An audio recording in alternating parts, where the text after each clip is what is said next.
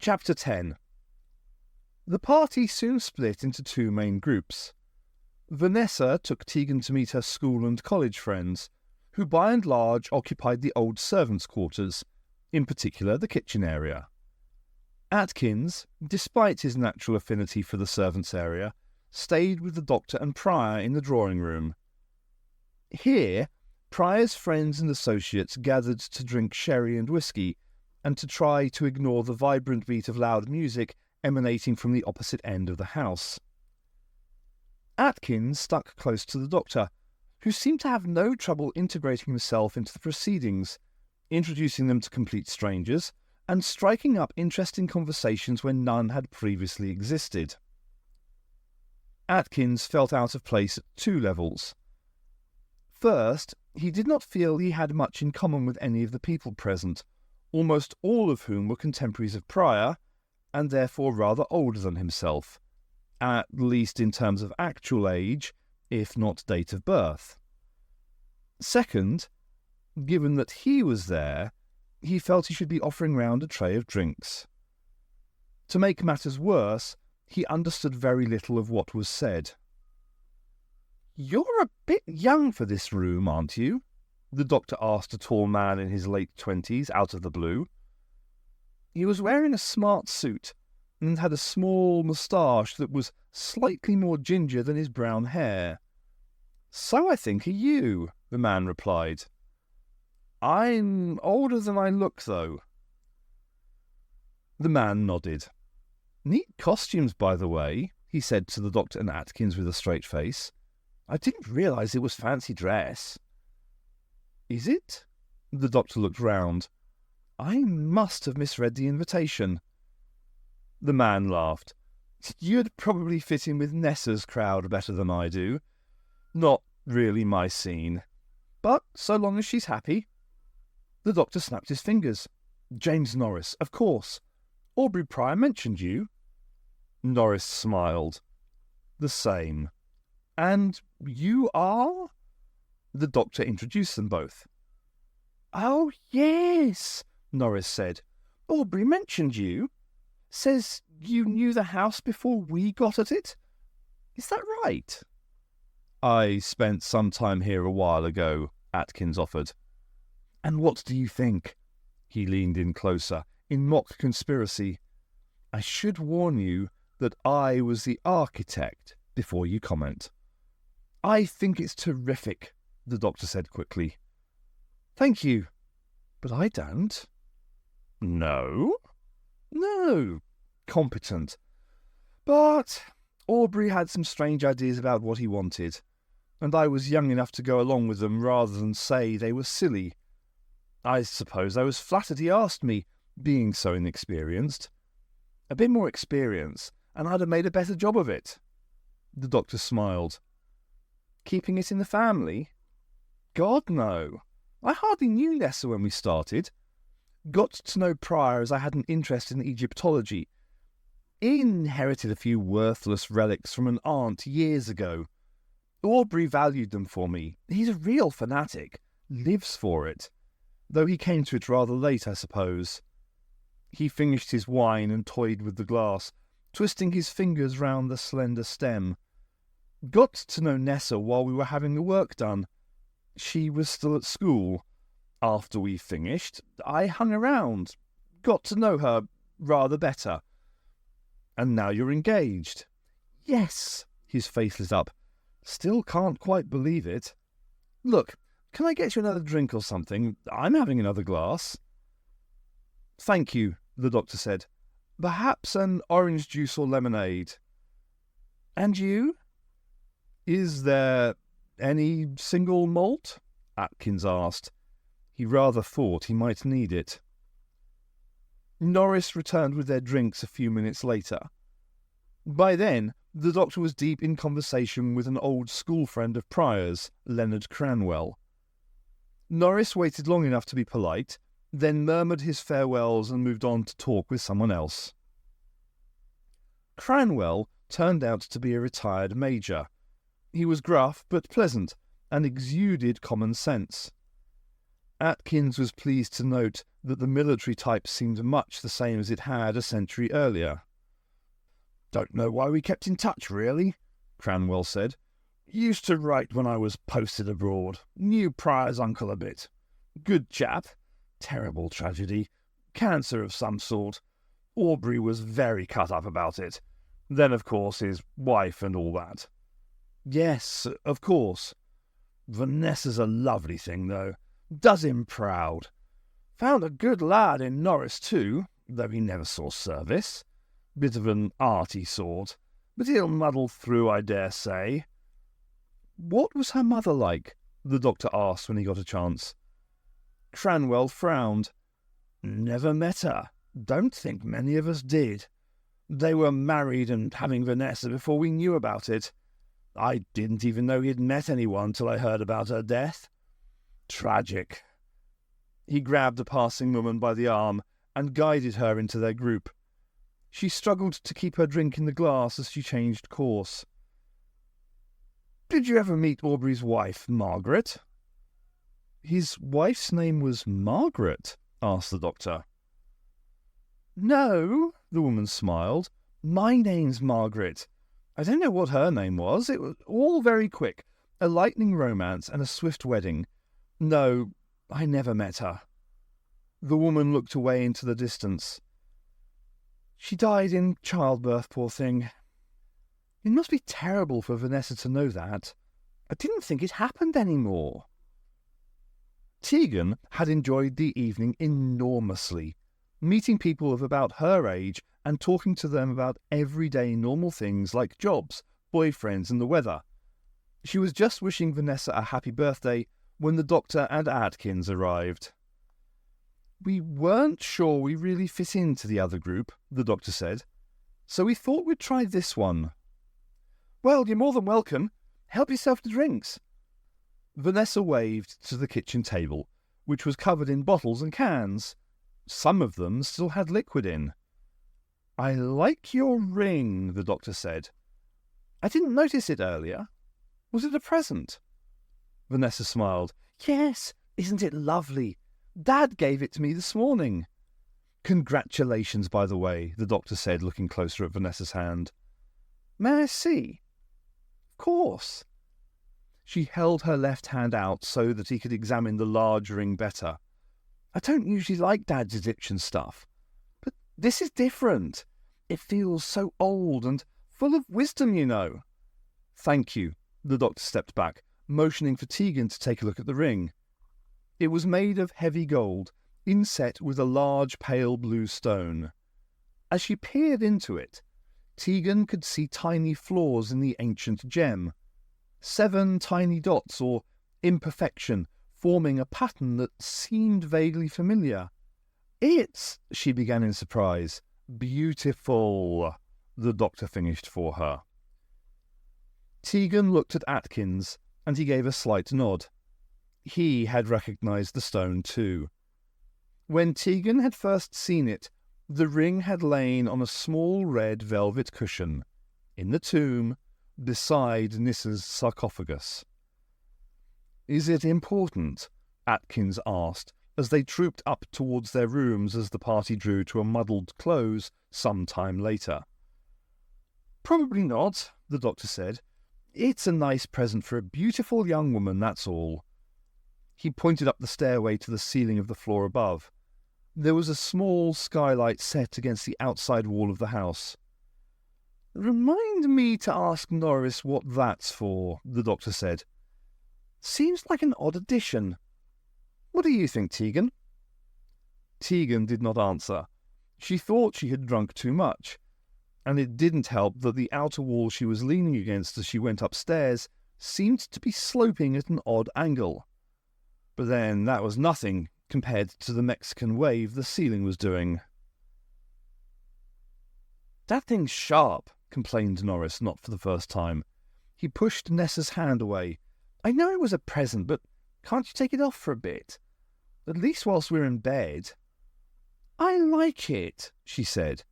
It was what she had said on each of the previous occasions that he had asked her to remove the ring. "Well, I don't." Immediately he was sorry. He could see he had upset her. It was her birthday, and he should let her have her way today of all days. I mean, I do like it, but I don't like it digging into me like that. It could do someone serious damage. Rubbish. Fine. Well, I'll sleep somewhere else then. I won't get any rest knowing you've got your knuckle duster on. He expected her to laugh and then to give in and take off the ring. They had each made their point, they had each won, and then they would curl up together and feel the warmth of the other's close body as they drifted off to sleep. Instead, she turned over away from him and said, "Fine, see you tomorrow." Norris considered for a moment. "I thought I'd go down to the cottage tomorrow," he said. "Got some work to finish up before the weekend." No response. "Look," he said, "I'm sorry I was rude about the ring. It's great. I like it a lot.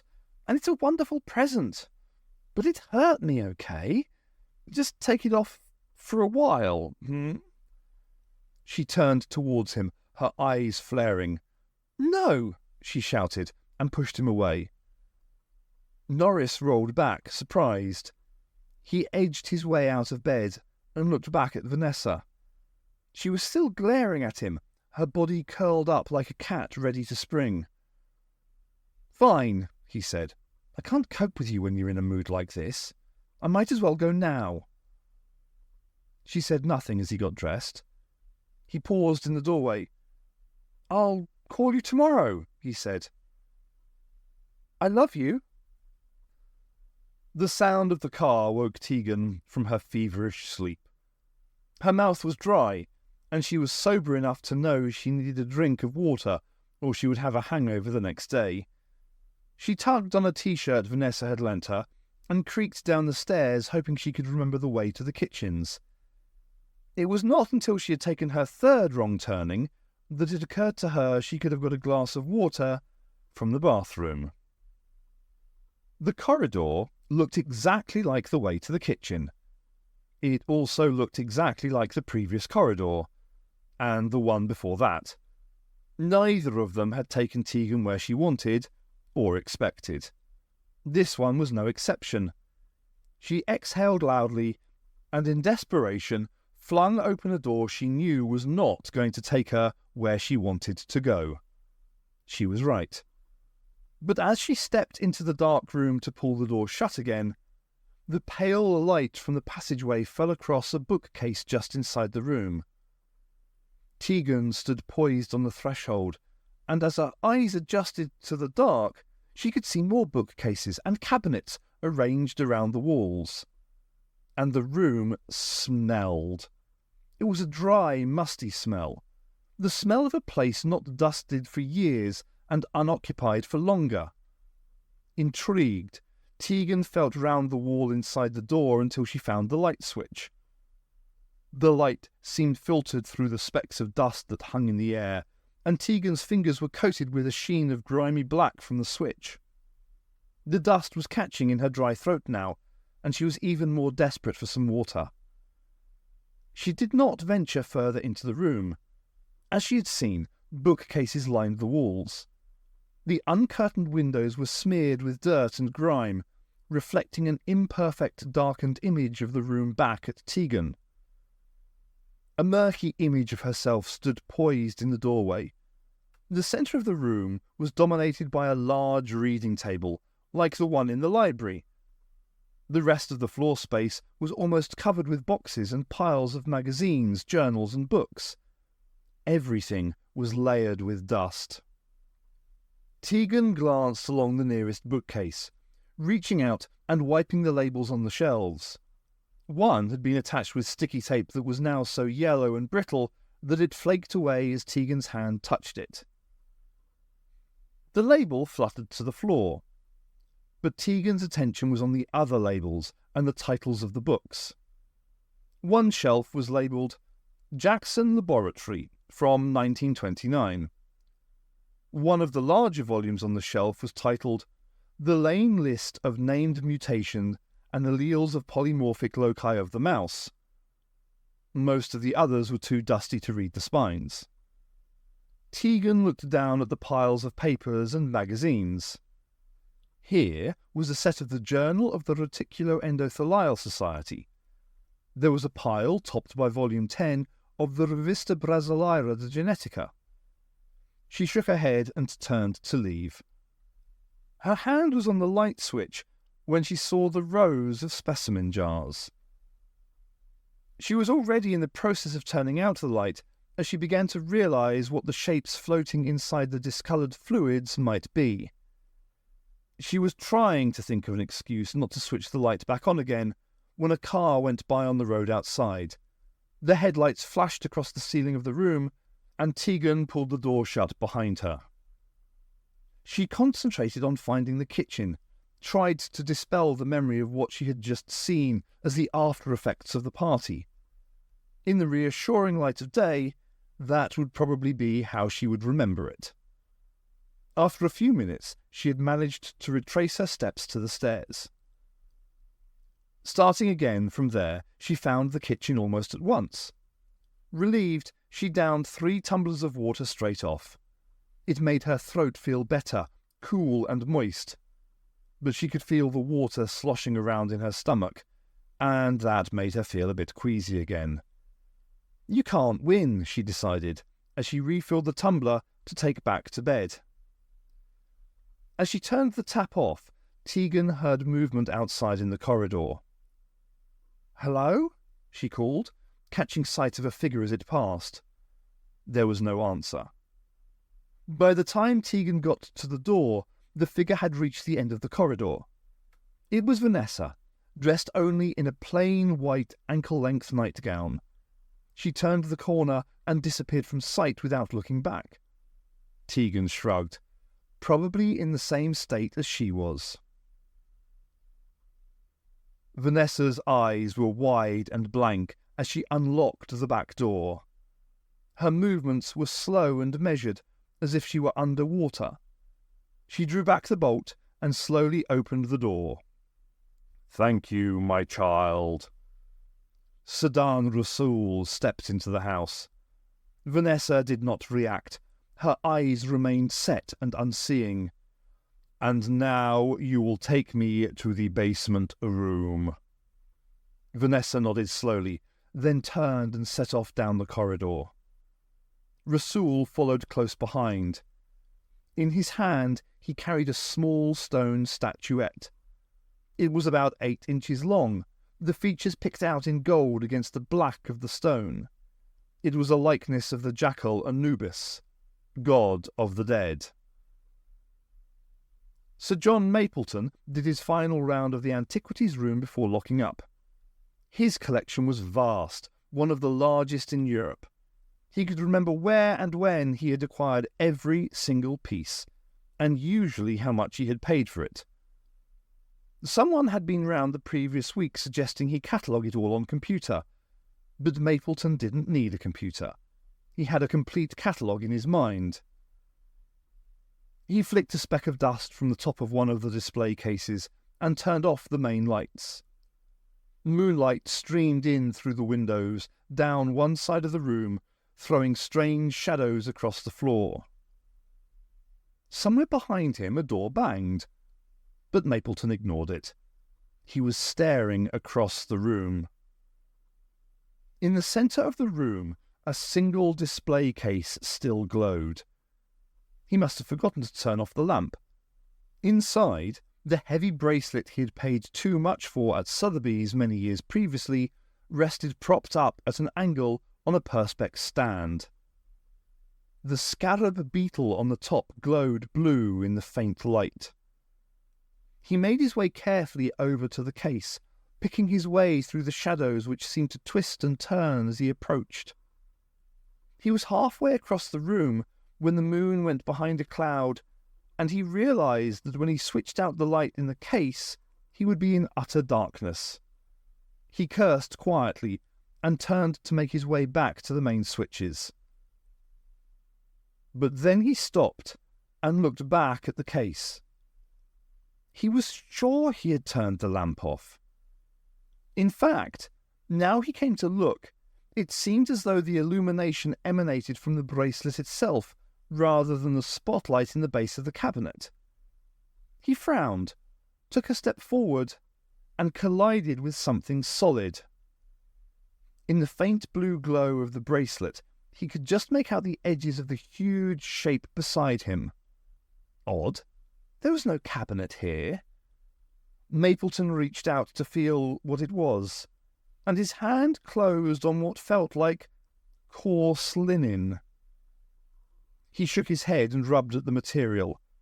There were no mummies in the room. They were all at the other end of the wing. This room was strictly for smaller relics, jewellery, and household artefacts. He was still puzzling over the problem as he felt the shape move under his hand. At the same moment, the moon came out from behind the cloud, sending rays of pale light dancing across the room. The mummy was turning towards Mapleton. It was massive, towering over him as he pulled away. Its arms reached down for him as he staggered back, his hand pressed to his mouth. Then the rough, bandaged hands closed on his throat, pressing down, pushing him to the floor. The bracelet glowed more brightly as the mummy turned towards it. It stepped over the figure sprawled across the floor and lumbered over to the display case, its arm raised. As it reached the case, it smashed its heavy arm downwards, shattering the glass of the display cabinet. Shards and splinters tore at the bandages as the mummy reached into the case and took hold of the bracelet. A strand of cloth ripped away from the hand as it pulled it out. The mummy left the same way as it had come in, through the smashed remains of a side door. It crunched heavily across the gravel of the driveway to where a Ford Transit van waited, the back door open. Sadan Rasool took the bracelet carefully from the service robot. The servicer bowed and climbed into the back of the van, bending almost double to fit inside. Rasool carried the bracelet with both hands to the open driver's door. On the seat was an open wooden box, the inside lined with satin. He placed the bracelet inside, then closed and locked the lid. A few moments later, the van drove off into the moonlight. Egypt, 1798. Captain Jean Tombier led the general deep into the building. He had led him first to the pyramid itself, and then inside the maze of passageways found and cleared by the archaeologists.